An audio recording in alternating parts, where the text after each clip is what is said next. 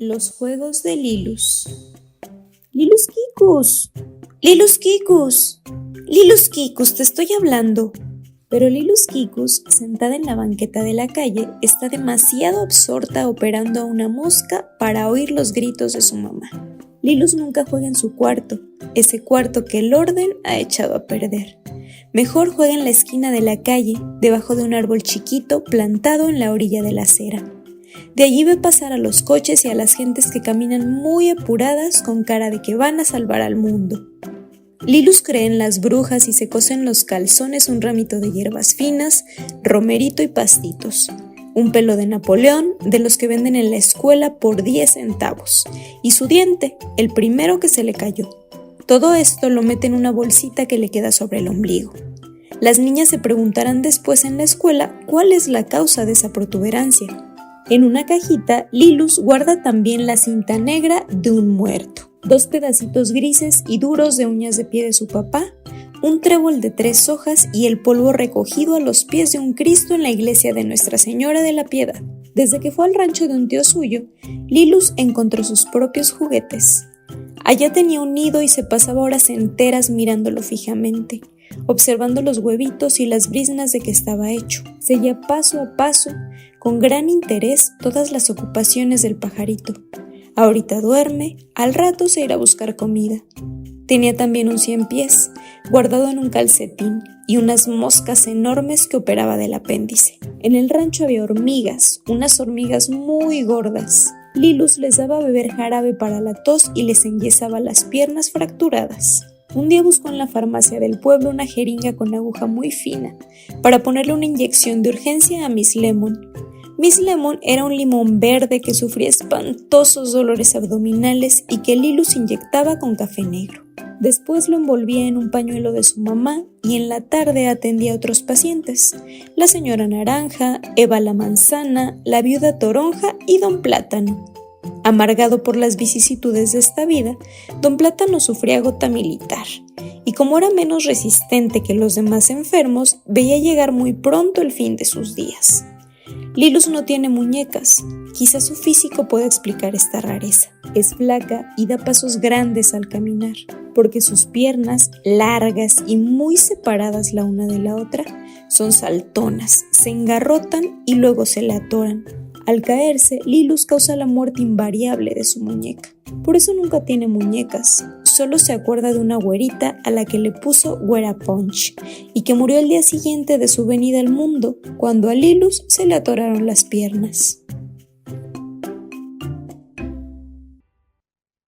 El concierto. Un día decidió la mamá de Lilus llevarla a un concierto en Bellas Artes. Ese edificio bodocudo, blanco, con algo de dorado y mucho de hundido. Lilus tenía 3 álbumes de discos que tocaba a todas horas. Como era medio teatrera, lloraba y reía al son de la música. Y hasta en la Pasión según San Mateo hallaba modo de hacer muecas. Sonreía y se jalaba los pelos. Deshacía sus trenzas, se tendía sobre la cama abanicándose con un cartón y fumando en la pipa oriental de su papá. A Lilus no le vigilaban las lecturas, y un día cayó en este párrafo. Nada expresa mejor los sentimientos del hombre, sus pasiones, cólera, dulzura, ingenuidad, tristeza, que la música. Usted encontrará en ella el conflicto que tiene en su propio corazón. Es como un choque entre deseos y necesidades, el deseo de pureza y la necesidad de saber. Así que cuando su mamá le anunció que la llevaría al concierto, Lilus puso cara de explorador y se fueron las dos. Un pobre señor chiquito dormía en el concierto, un pobre señor chaparrito de sonora respiración. Dormía tristemente, con la cabeza de lado, inquieto por haberse dormido. Cuando el violín dejaba de tocar, el sueño se interrumpía y el señor levantaba tantito la cabeza, pero al volver el violín, la cabeza caía otra vez sobre su hombro. Entonces los ronquidos cubrían los pianísimos del violín. Esto irritaba a las gentes. Unas jóvenes reían escondidas. Las personas mayores se embebían en la música, aparentando que no podían oír otra cosa. Solo un señor y una señora, esos seres que se preocupan por el bienestar de la humanidad, Le daban en la espalda, a pequeños intervalos, unos golpecitos secos y discretos, y el pobrecito señor dormía. Estaba triste y tonto. Tonto porque es horrible dormirse entre despiertos. Triste porque tal vez en su casa la cama era demasiado estrecha y su mujer en ella demasiado gorda. Y el sillón de pelusa que le servía de asiento en Bellas Artes debió parecerle entonces sumamente cómodo. Muchas veces las gentes lloran porque encuentran las cosas demasiado bellas. Lo que les hace llorar no es el deseo de poseerlas, sino esa profunda melancolía que sentimos por todo lo que no es, por todo lo que no alcanza su plenitud. Es la tristeza del arroyo seco, ese caminito que se retuerce sin agua, del túnel en construcción y nunca terminado, de las caras bonitas con dientes manchados. Es la tristeza de todo lo que no está completo. Lilus la exploradora se dedica a mirar a los espectadores. Hay unos que concentran su atención inquieta en la orquesta y que sufren como si los músicos estuvieran a punto de equivocarse. Ponen cara de grandes conocedores y con un gesto de la mano o tarareando en voz bajísima algún pasaje conocido, inculcan en los vecinos su gran conocimiento musical. Hay otros que oyen con humildad. Avergonzados, no saben qué hacer con sus manos. Están muy pendientes de la hora del aplauso. Vigilan su respiración y se mortifican cada vez que a un desconocido se le ocurre sonarse, toser o aplaudir a destiempo. Son los inocentes que participan en la culpa de todos. Los demás están muy conscientes de su humanidad, preocupados por su menor gesto, el pliegue o la arruga de su vestido. De vez en cuando, alguien se abandona a sus impulsos. Con el rostro en éxtasis, los ojos cerrados y los agujeritos de la nariz muy abiertos, se entrega a sabe Dios qué delicias. ¡Bravo! ¡Bravísimo! Entre aplausos y con su cara sonriente, la mamá de Lilu se inclina para advertirle. El andante estuvo maravilloso. ¡Ay, mi pobre niña! Pero si tú no sabes lo que es un andante, ahora mismo te voy a contar la vida de Mozart y la de sus andantes y todo. Las dos se van muy contentas. Lilus porque cree que le van a contar un cuento. La mamá porque está convencida de que es una intelectual.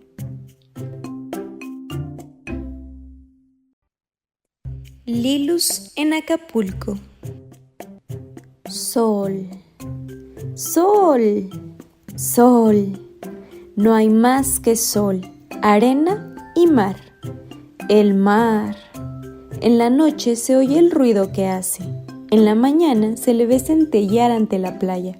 A Lilus la trae trastornada. Le inquieta por las noches un mar negro, casi malvado, y piensa en el viento que lo castiga sin cesar. Lilus camina por todos lados sobre sus largas piernas, con los ojos abiertos siempre y siempre temerosos de perder algo. Se ha vuelto nerviosa, inquieta, caprichosa. El mar la hace desatinar. Ahora Lilus es una niña de mar, de arena, de yodo, de sal y de viento. Es una niña de conchas y caracoles, de grandes golpes de agua que dan en su rostro como puñados de lluvia. Lilus está toda güera y toda tostada como un pan recién salido del horno. No es de esas niñas que van a la playa con palas, toallas, baldes, moldecitos y trajes para cambiarse, que estropean el paisaje marino con todo su equipo de bestezuelas mimadas. Lilus se divierte con lo que encuentra en la playa: conchas, estrellas de mar, agua y arena, y con esas cosas que el mar deja a la orilla, que parecen tan bellas y que no son más que un trozo de madera esculpido por las olas. Lilus camina con un pie en el agua y un pie en la arena seca. En la ciudad también camina así, un pie arriba y otro abajo de la banqueta. Por eso anda siempre algo desnivelada. Mientras así se menea, Lilus sueña y le arrulla ese modo de caminar como un barco. Sueña que posee un castillo, la castellana lejana. Por primera vez piensa en señores, hay muchos en la playa, unos flaquitos como ratones con apretados trajes de baño, otros gordos y colorados, brillantes de aceite. No le gustan a Lilus, parecen grandes pescados rojos en su desnudez escandalosa. Le recuerdan Los romanos de la decadencia, un cuadro de carnicería que vio en el museo. Lilu sueña que pasea con los perros de Ivar. Ivar es su marido. Ella anda descalza y oye el ruidito de la arena que cruje bajo sus pies. Está sola y tiene muchas ganas de revolcarse en la playa y de saltar muy alto e indecorosamente entre las olas. No puede resistir. Si su marido lo sabe, dirá que le hace falta ser más seria y más digna. Es un poco funcionario. Y tal vez la amenace con encerrarla en un convento. Pero ella no le dejará acabar el regaño. Le echará sus brazos de agua y de sal al cuello. Le enseñará sus collares de conchas azules pequeñísimas, tan tiernas que se parecen a los párpados de los niños dormidos, y los de conchas duras que parecen dientes de pescados sanguinarios. O le dirá que Dios ha hecho la naturaleza no solamente para verla, sino para que vivamos en ella, y que cada quien tiene su ola, y que por favor Él escoja la suya, y que desde lo alto del cielo Dios está viendo a sus hijos bañándose en el mar, igual que una pata mira nadar a sus patitos, y le dirá, y lo dejará sin aliento y sin protestas. Lilu se despierta. Le acaban de gritar: ¡ay, mamacita! ¿Quién fuera tren para pararse en tus curvas? Eso le da en qué pensar. ¿Cuáles curvas? Lo de mamacita no le preocupa mucho. Al fin y al cabo, ella no es la mamá del gritón. Lilus se va muy contenta meneando la cola. ¡Qué éxito junto al mar! ¡Qué sol en el agua! ¡Qué agua en el cielo! ¡Qué arena en el calor! ¡Qué revuelo de alas blancas en el aire! Ya ni pensar puede y prefiere cantar, pero lo único que se le ocurre es el cafetal. Porque la gente vive criticándome, me paso la vida sin pensar en nada. Lilus tiene motivos para sentirse bonita. Se tira en la arena, estrechándose solita en sus brazos impregnados de mar, mirando ansiosamente las olas que crecen y se hinchan a lo lejos, que levantan su cabeza enorme y que parece que van a tragarla con su gran boca de león. Las elecciones. Lilus va al centro de la ciudad. Trajo conchas de mar y tiene cuentas de 1000 colores. Se hará un collar. Va a comprar un hilo largo para ensartarlas. Se lo pondrá en el cuello, en la cintura, tejido en sus trenzas, amarrado a una pierna, pero se encuentra con una manifestación. Chole, ¿por qué no dejan al mismo presidente y así se quitan de líos? Pero no, es una manifestación de muchos 7 machos y uno de ellos está gritando: la voluntad del pueblo, el futuro de México, nuestros recursos naturales, el bienestar. Y Lilus piensa en el pueblo. ¿En dónde está? El pueblo anda vendiendo en inglés billetes de lotería allá por Madero y San Juan de Letrán, comprando pulque en la colonia de los doctores y prendiendo veladoras en la villa de Guadalupe. Lilus no es muy patriota y lo sabe. En la escuela hay unos que pegan propaganda y otros que la despegan. Y según eso, hay mucho mérito en pegar y despegar. Lilus se limitó a preguntarle a uno de la secundaria que con qué pegaban la propaganda, y él contestó: con la lengua, babosa. Por la noche, Lilus soñó, con remordimiento, que tenía una gran lengua rosada y que con ella pegaba enormes carteles. A la mañana siguiente, despertó con la boca abierta y la lengua seca. Lilus se cuela por entre los 7 machos. Unos oyen con cara de «salvaremos a México» y sudan mucho. Son los hombres de buena voluntad. Otros están parados allí para ver qué pasa. A ratos sacan su pepín y le entran duro a la Rosa la seductora. Son los hombres de voluntad dividida. Además, hay mujeres, unas gordas y otras flacas, que saben mucho de leyes, es decir, de braceros, de refugiados y del chacal de Peralvillo. Discuten entre ellas, comentan: ¡ay, qué horrible horror! Fíjese, doña Rurris, con estos hombres que son tan imitamonos. Lo que hace la mano, hace la atrás. Anoche le vi la cara de chacal a mi marido. Doña Felipa, qué barbaridad. Respecto a los refugiados, su veredicto es que se vayan a los States, porque lo que es aquí se dan mucho taco. De pronto, una ola de movimiento sacude la manifestación de los de buena voluntad en contra de los de voluntad dividida.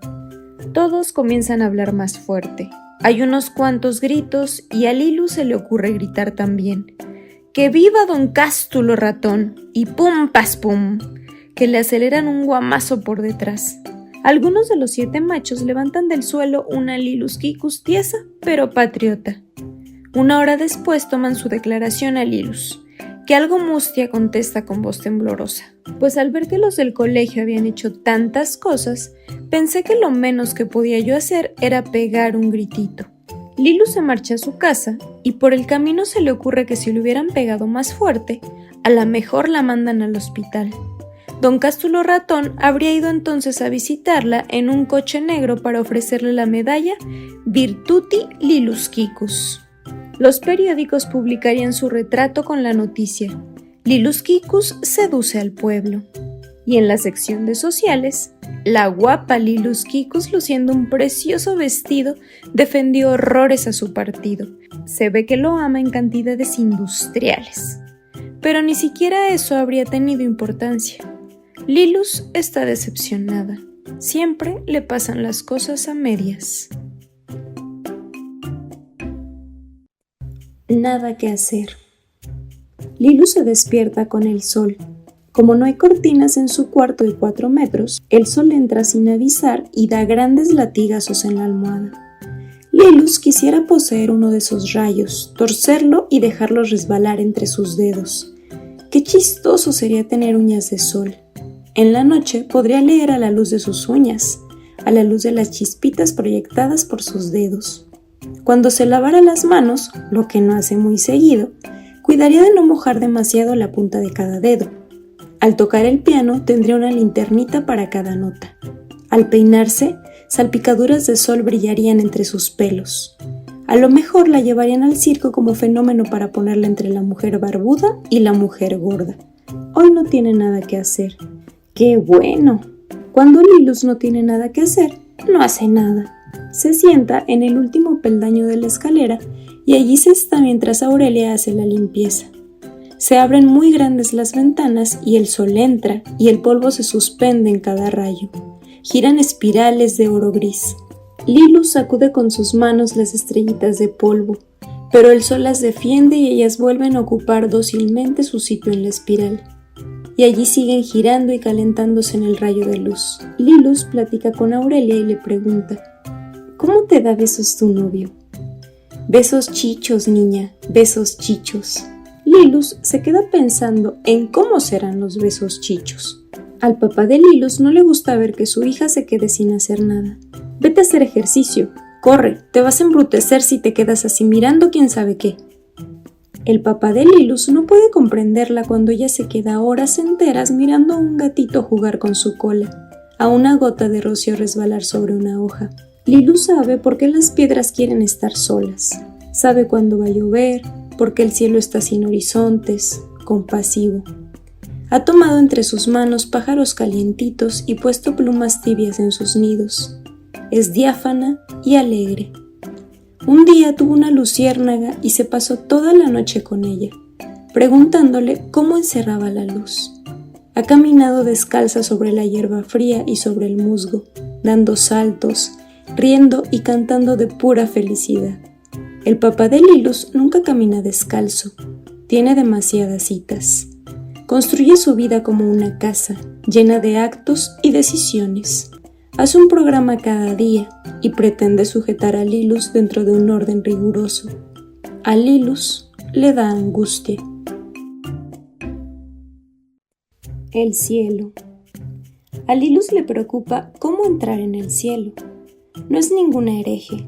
Sabe que el cielo es un estado, un modo de ser y no un lugar Pero siempre, desde chiquita, pensó que nuestro Señor está más allá de las nubes, allá arriba, y que para llegar hasta Él tiene uno que ser avión, ángel o pájaro.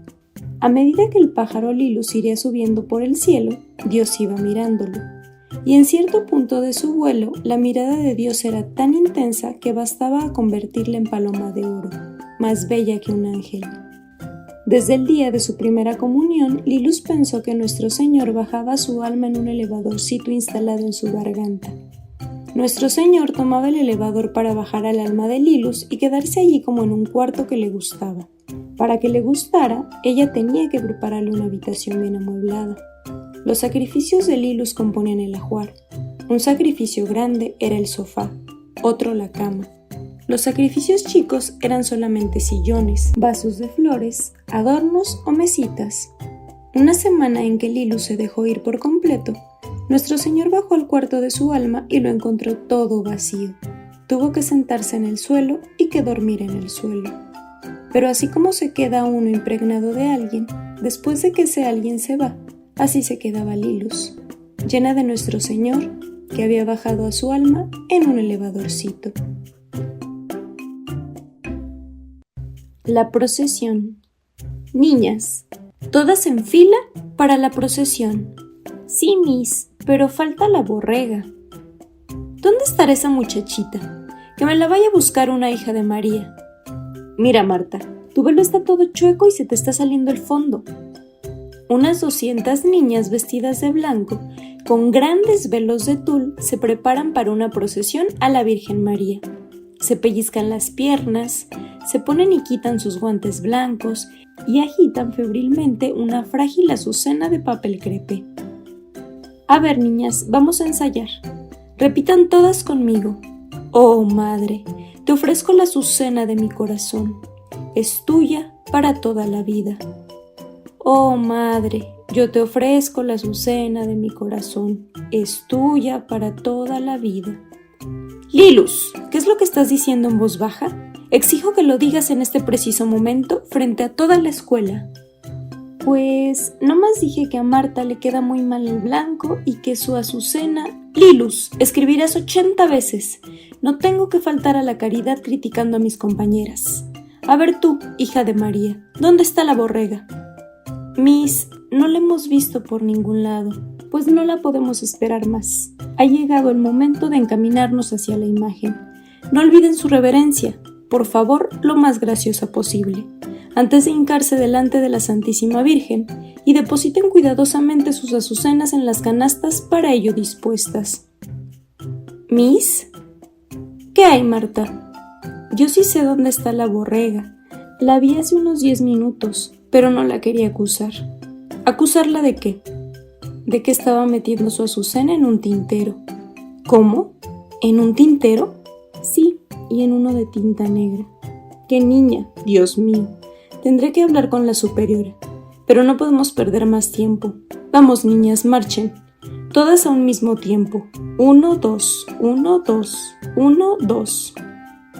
Lentamente arrancó una procesión algo caótica, de elfas vestidas de transparentes blancuras, vaporosas muselinas, tules tiesos en la cabeza y zapatos limpios y brillantes, caritas temblorosas de gran ceremonia. 1, 2, 1, 2, 1, 2. Lilus camina junto a Marta y Marta no sabe guardar el paso. Con razón. Tiene unos pies como barcos. Para llegar hasta la imagen hay que atravesar 3 largos corredores y 2 dormitorios. Y de repente, al abordar el primer dormitorio, ya con paso rítmico y acompasado, la borrega más visca que de costumbre, con un vestido supremamente arrugado y un velo terrible. ¡Borrega! ¡Qué bárbara! La borrega para en seco toda la procesión y ante el estupor general ejecuta un baile diabólico, entre Charleston y Cancan, con grandes ademanes de espantapájaros y blandiendo una azucena desprestigiada.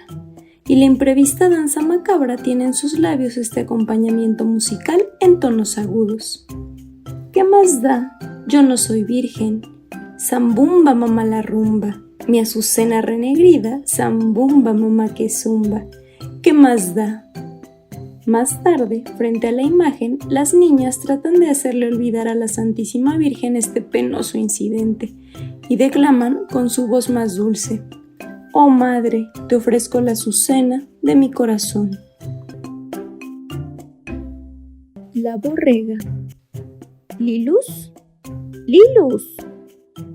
¿Sí, borrega? Venme a ayudar a hacer la petaca. ¿Ya viste a la superiora? Sí, bruta, y mañana me voy a ir a mi casa. ¿Qué te dijo la superiora?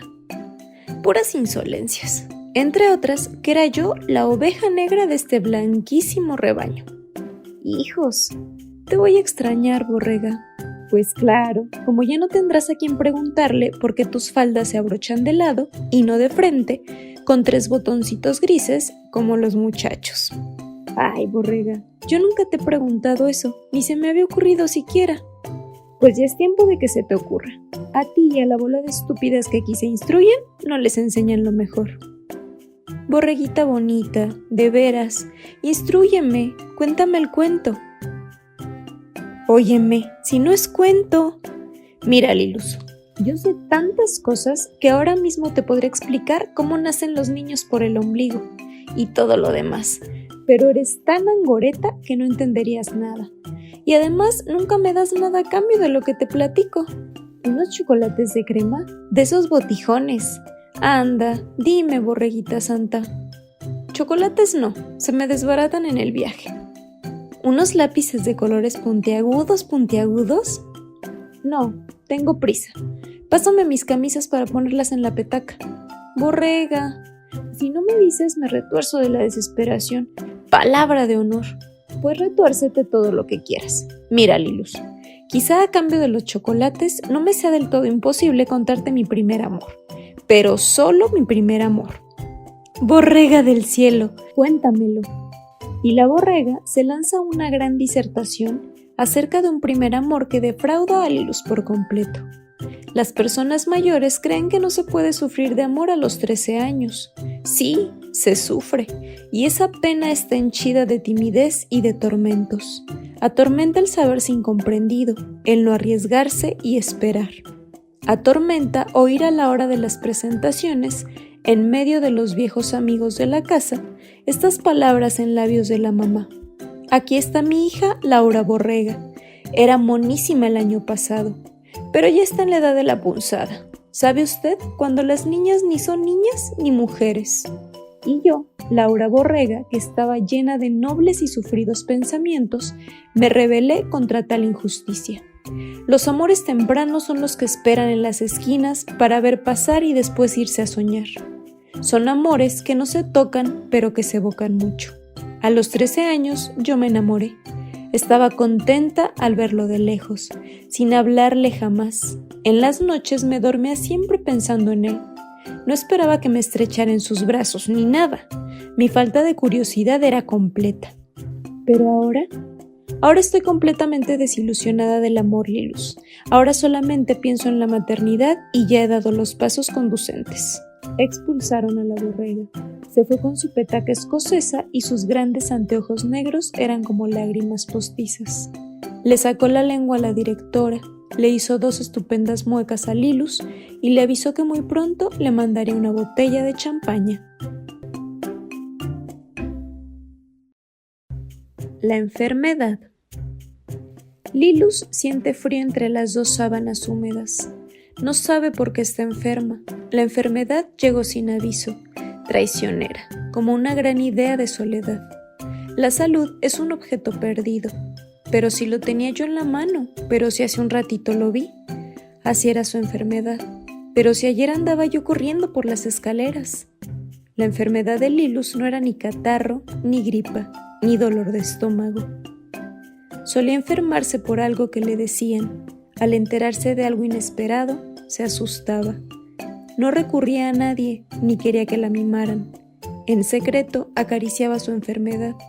Se dejaba invadir por el sufrimiento y parecía que todo el mundo se adentraba en ella. Su mamá, su papá, Aurelia o Cotlana. Lilus los quería mucho más, viendo en ellos a los emisarios de su enfermedad. Esas personas presionaban sobre ella y le daban forma, una forma claramente definida. Gozosa, Lilus se encerraba en los límites de su enfermedad. Jesucito, Jesucito, ya no siento mis pies. Creo que tengo uno de ellos en un ojo, una mano en la garganta y mi estómago... ¿Será la almohada? El doctor tardaba en llegar con todos sus instrumentos. El doctor tardaba en llegar con todos sus instrumentos. Lilus veía aparecer y desaparecer figuras en la bruma, gigantes rojos que les preguntaban cosas a unos enanos verdes, para luego disolverse en formas descompuestas. Sapos y ranas saltaban por el cuarto, se deslizaban entre las sábanas y ella alargaba la mano para cogerlos, pero ellos huían resbaladizos. Jesús, Jesucito, ¿por qué fue usted a las bodas de Canaán, a esa fiesta de borrachos? ¿Por qué hizo usted ese milagro tan raro? Niña Lilus, Jesús no era rigorista y aquellas buenas gentes necesitaban divertirse. Les hacía falta vino, mucho vino. Mamá, quiero vino, vinito tinto. Lilusitingas, no seas boba. Es que estoy en unas bodas, mamá. En sueños, Lilus bebe ávidamente, febrilmente. Jesús en las bodas de Canaán. ¿Y la adúltera? ¿Qué se hará para ser adúltera? María Magdalena destapa sus ánforas de perfume. Entre la neblina de su fiebre, Lilus ve pasar hileras de señoras tiesas y moralistas, que llevan negros letreros en el pecho y en la frente. Prohibido, prohibido, y que la amenazan con expulsarla de la asociación Almas en Flor. Lilus se siente rodeada. De un archivo van saliendo las actitudes y oye a una vieja muy flaca que le dice: «Salvamos sin cobrar, te salvaremos aunque tú no quieras, pero no cruces una sola palabra con los del perdón inmediato porque son irresponsables y publicitarios». Pero señora, si yo no estoy perdida. Solo vine un ratito a las bodas de Canaán, que es una fiesta muy alegre, pero muy bien portada. Eres una virgen golosa, Lilus, y siempre te quedas a medias.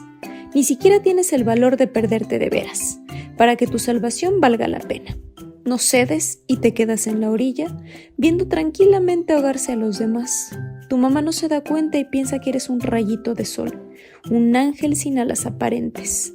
Toma el escapulario. El escapulario es de tela muy áspera y le lastima el pecho y la espalda, como un cilicio pegajoso.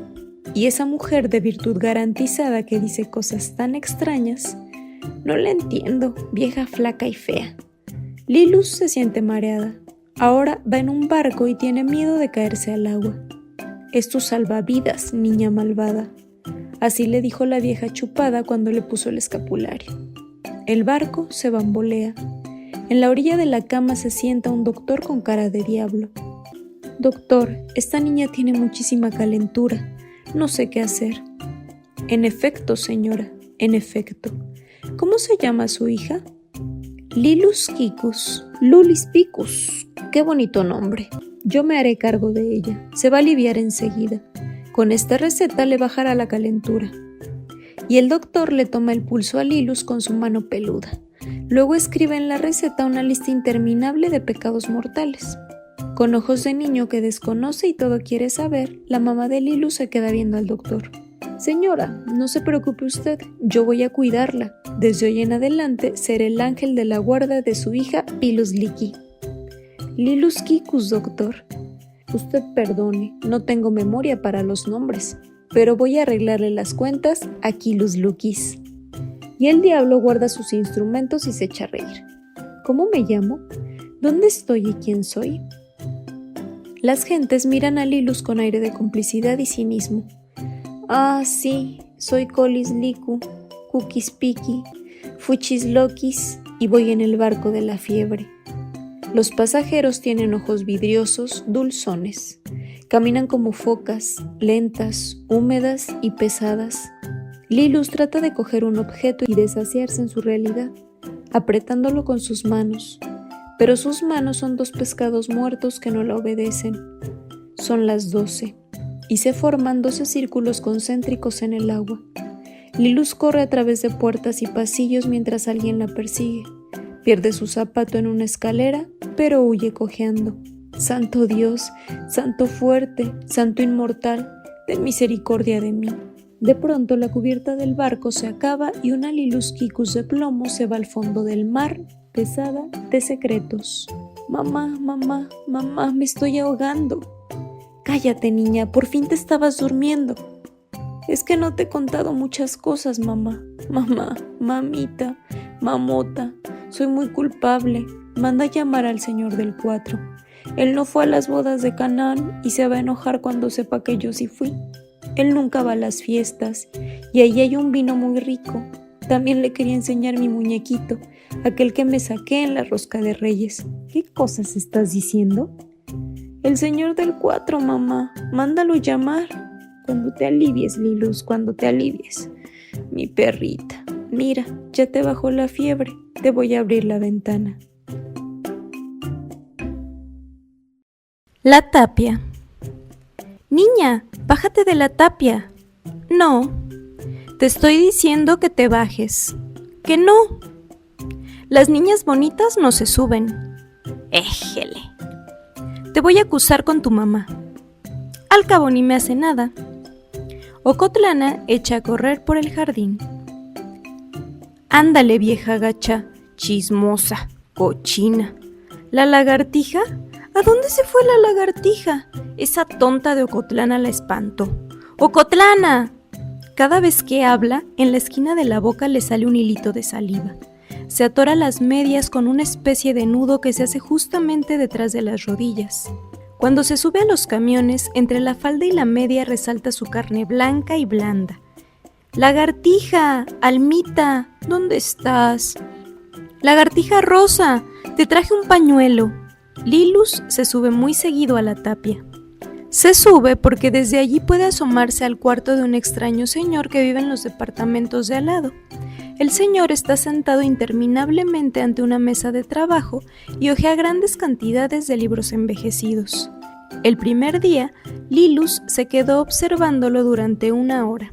Lo vio leer y releer sin moverse, como un adivino ante su bola de cristal. Después se levantó y se puso a establecer cosas y cosas en el aire, categorías y órdenes invisibles, con sus 2 manos veloces y casi transparentes. Desde entonces, Lilus volvió todos los días a su puesto de observación, a espiar una actividad tan incongruente, hasta que no pudo más y se puso a aullar desde su tapia. ¡Señor del 4! ¡Señor del 4! Como no obtuvo respuesta, recogió un puño de piedritas y una por una las fue arrojando contra el cristal de la ventana. Pero nada. El señor del 4 ni se movía. Tenía la cabeza profundamente metida en un gran libro de pastas rojas. Debió creer que estaba cayendo granizo, y sin darse cuenta, incluyó a Lilus en el número de los meteoros. Completamente desesperada, Lilus pensó que la única solución era pedir auxilio y aumentar el calibre de los proyectiles. ¿Será sordomudo? ¡Señor del 4! ¡Socorro! ¡SOS! Y ¡oh! Sorpresa de sorpresas. Cuando una de las pedradas de Lilus estuvo a punto de romper la ventana, el señor del 4 volvió lentamente la cabeza, distrajo su mirada de los libros y la posó sobre Lilus. ¡Señor del 4! El señor abrió la ventana bombardeada. Perdone, señor del 4, ¿no es de usted esta lagartija? No, niña, no. Las lagartijas no son de nadie. Pues como siempre está frente a su ventana, pues yo pensé que usted la sacaba a solear. Y así fue como empezó la amistad de Lilus con el señor del 4. 3 veces por semana, cuando menos, allí estaba Lilus en la tapia. El señor iba perdiendo el hilo de su lectura. Abría la ventana y se encontraba con Lilus. Señor del 4, ¿qué tantas cosas estudia? Se le va a perder su cabeza. Parece un pajarito encerrado en su jaula. ¿Por qué no se va mejor a dar la vuelta? Estoy resolviendo las antinomías. Anoche me quedé otra vez en uno de los fragmentos, como en callejón sin salida. No es ese de nuevas aguas fluyen hacia ti, sino el otro. Además, las geometrías no euclidianas. Y los textos de mis alumnos tan plagados de ratas espirituales. Me paso la vida corrigiéndolos. Señor del 4, ¿se acuerda usted de la borrega? ¿De la que le platiqué el otro día? La borrega... Déjame pensar. Ah, sí, la feminista, la librepensadora. Esa mero. Le fue rete mal. La expulsaron de la escuela. Es que la vida comenzó muy pronto para ella, ¿sabes, Lilus? Me gusta platicar contigo, sobre todo porque entresaco de tu conversación muchos alejandrinos. ¿Qué cosa es eso? Además, me has hecho tomar conciencia del otoño, este momento en que todo se consuma. Nunca me había dado cuenta desde que era pequeño, nunca me había fijado en las estaciones. ¿Pero qué te pasa, Lilus? Hoy no hablas tanto como de costumbre. Es que estoy triste. ¿Pero de qué? De que a la gente se le ocurran tantas cosas.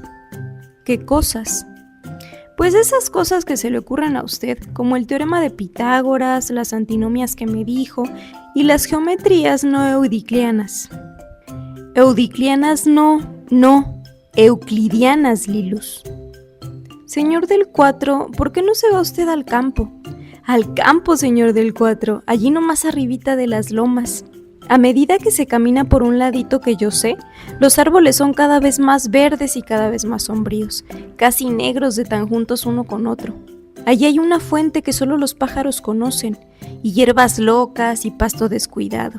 Nadie hace ruido. El silencio es tan grande que se oyen los cuchicheos de las ramas y las huidas húmedas de las flores.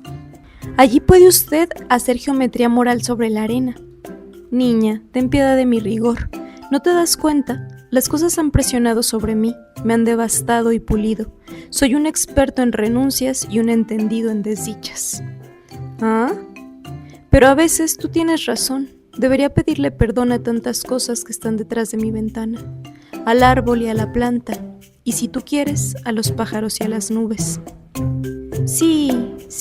Le tiene que pedir perdón a la lagartija que diario viene a tomar el sol junto a su ventana y a unas matitas de flores dormidas que usted nunca ha tomado en cuenta.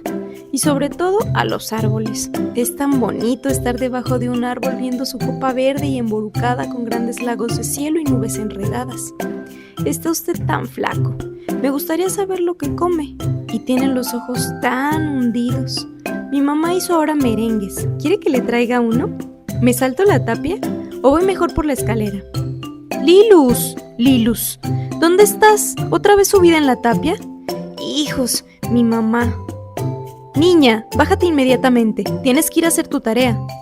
No puedo, mi pluma no sirve, con ella le puse una inyección de tinta ocotlana. ¡Qué niña! Bájate. Perdónela, señor, no sé cómo aguanta usted a esta niña preguntona. Adiós, mañana nos vemos. Adiós, niña Lilus. Adiós, señora. Por el camino, su mamá la regaña. Lilus, ¿cómo es posible que te pongas a quitarle el tiempo a este señor? Es un filósofo y tú estás allí nomás sacándolo de sus casillas. Lilus, niña mía, ¿cuándo aprenderás a encontrar tú sola la respuesta a esa infinidad de preguntas que te haces? La amiga de Lilus. Lilus tenía una amiga, Chiruelita. Consentida y chiqueada, Chiruelita hablaba a los 11 años como en su más tierna infancia. Cuando Lilus volvía de Acapulco, su amiga la saludaba. ¿Qué tal te fue? ¿No te comieron los tibulonchitos? ¿Esos felonchíchimos jojoles? Semejante pregunta era una sorpresa para Lilus, que casi se había olvidado del modo de hablar de su amiga, pero pronto se volvió a acostumbrar. Todos sus instintos maternales se vertían en Chiruela, con máxima adoración. Además, Lilus oyó decir por allí que las tontas son las mujeres más encantadoras del mundo. Sí, las que no saben nada, las que son infantiles y ausentes. Ondina, Melisenda. Claro que Chiruelita se pasaba un poco de la raya, pero Lilus sabía siempre disculparla y no le faltaban razones y ejemplos.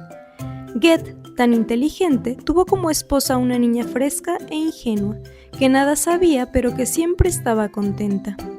Nadie ha dicho jamás que la Santísima Virgen supiera griego o latín. La Virgen extiende los brazos, los abre como un niño chiquito y se da completamente. Lilus sabe cuántos peligros aguardan a quien trata de hablar bien y prefiere callarse.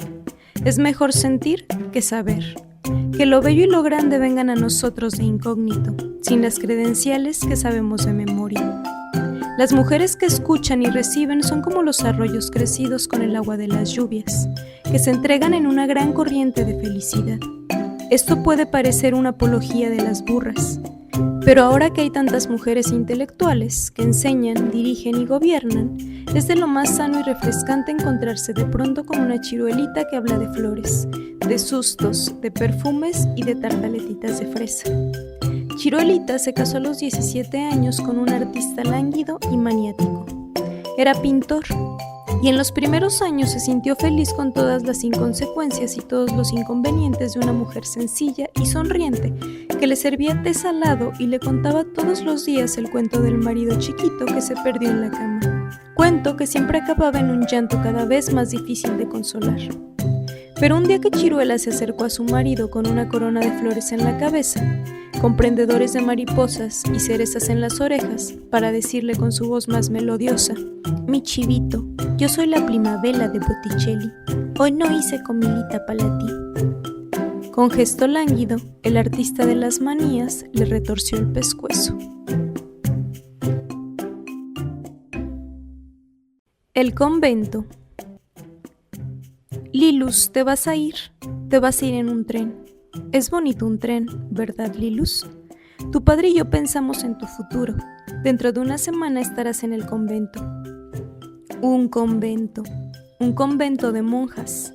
Lilus había visto horribles monjas en sus sueños, caras de insensibilidad perfecta, caras que ningún problema humano puede turbar. La inmovilidad de una cara es más terrorífica que las cicatrices y los ojos ciegos. Lilus veía a las monjas de negro y con bigotes, mujeres de piel seca y lenguas pálidas, que olían a quién sabe qué de muy rancio y viejito. Las imaginaba rezando triste y mecánicamente, como una sierra en un trozo de madera, mientras Jesús en el cielo sudaba de desesperación. Luego las oía en la escalera dictando máximas sentenciosas. Un tesoro no es siempre un amigo, pero un amigo es siempre un tesoro. Y no hay nunca rosas sin espinas, ni espinas sin rosas. ¡Qué asco! Y pensaba Lilus: «Mamá, yo no puedo ir al convento. Mamita, ¿cómo comen las monjas?» Las veía masticando un mismo pedacito de carne durante horas enteras. Ella que no puede soportar a las gentes que comen despacio.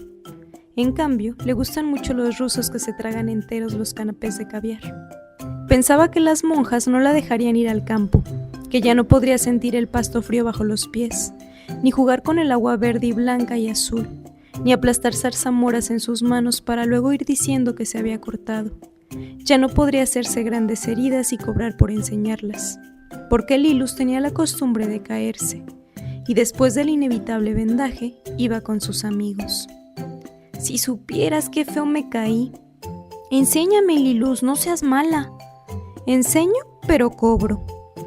«¿Cuánto? Te doy un beso o un 10, si era hombre». «Mejor el 10». Lilus despegaba lentamente la tela adhesiva, y después de falsificadas muestras de dolor apareció una llanurita de rojos, negros y blancos. Y al recordar todo lo que no iba a tener ya, Lilus aulló: «Mamá, yo no me voy al convento». Pero Lilus se fue. Se fue en un tren muy triste de silbidos desgarradores. Un tren tan triste que se lleva a la neblina niños que se pierden como Lilus.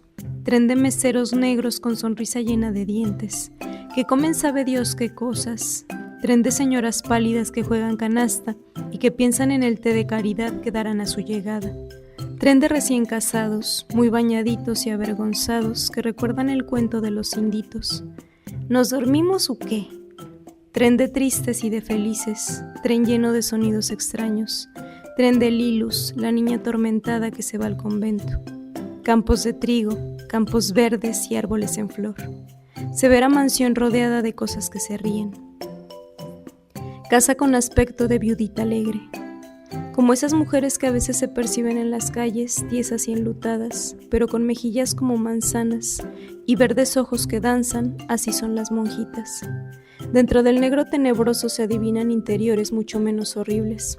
Así es el convento, una jaula llena de monjitas que andan como pájaros asustados, distintas al resto del mundo. Dan pasitos que resbalan, pasos dulces y quietos, blancos pasos de conejo que apenas rozan el suelo.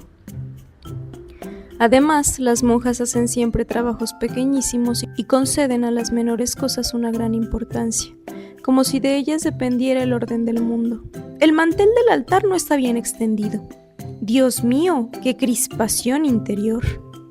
Hay que jalarlo rápidamente, antes de que empiece la misa. Con apariencia un poco fantasmal, las monjas del convento de Lilus eran todas delgadas, de muslos alargados, de ademanes nerviosos y de dulces sobresaltos. De tan chiquitas y flaquitas parece no tener sexo. Todas son Sebastianes, Luises o Tarcisios. Sin embargo, hay en ellas algo de valiente y de enternecedor, una mezcla de decisión y de titubeo. La primera monja que vio Lilus fue la madre portera, madre ágil, danzarina y cantadora, a la que puso mentalmente pantalones de charro. La madre portera se preocupaba mucho por un panal que tenía en el jardín. Iba constantemente a verlo y siempre se quejaba de que la abeja reina le había picado en un dedo. Por un agujero en el techo, la lluvia entraba en el cuarto de la madre portera. A ella le daba risa. Anoche se metió una rana, le hice una camita al lado de la mía. Sus ojos recordaban a los ojos de las estatuas que nunca se posan en las cosas feas. Cantaba con voz conmovida las lamentaciones de Semana Santa. Jerusalem, Jerusalem, convertete ad dominum deum nostrum Jesum. Y su voz era como de niña, y sonaba con esas entonaciones tristes e inocentes que tanto hacen pensar. Y Lilus quiso a su convento. Allí le enseñaron que en el mundo solamente los niños están cerca de la verdad y de la pureza. Le hablaron de astros y de planetas, de la Vía Láctea. Le dijeron que hay hongos venenosos, saltimbanquis y viento austral y viento norte, ángeles de alas transparentes que vuelan por el espacio en órdenes armoniosos. Supo de la Virgen, se llenó de asombro y la coronó de flores. Le anunciaron que un día iba a ser persona mayor y que no podría ser un ropavejero, porque eso era muy mal visto. Entonces le explicaron lo mal visto y la honorabilidad. Si quería tener niños, en todo caso tenía que buscarse primero un marido. Y le hablaron de las profesiones. Ser millonario es muy provechoso, ser jardinero no es digno de alabanza. La prepararon para su noche de bodas. Debió bañarse en agua de rosas y tomar una cucharada de miel. Esperar luego sobre el lecho a su marido, paciente y sumisa. Y sobre todo, que fuera digna. Que quisiera los animales y que no juzgara el adulterio, porque es lo que más se juzga y menos se entiende. Le contaron una historia de la Biblia, la del ciervo Osa y el arca que Dios hizo construir de madera de acacia chapada en oro a los más hábiles artesanos. El arca fue transportada en un carro de bueyes desde Caritiarim hasta Jerusalén, y en un momento en que el carro se inclinó peligrosamente a un lado del camino, Osa detuvo el arca con su mano y cayó muerto porque tocó la casa de Dios. David se irritó de que Jehová hubiera castigado hacia su siervo Osa y tuvo miedo de Dios en ese día. Por este relato, Lilus comprendió que para ser de Dios había que darse completamente, había que entenderlo y temerlo, y creyó en los signos. Tal vez en esta vida eso es lo más importante, creer en los signos, como Lilus creyó desde ese día.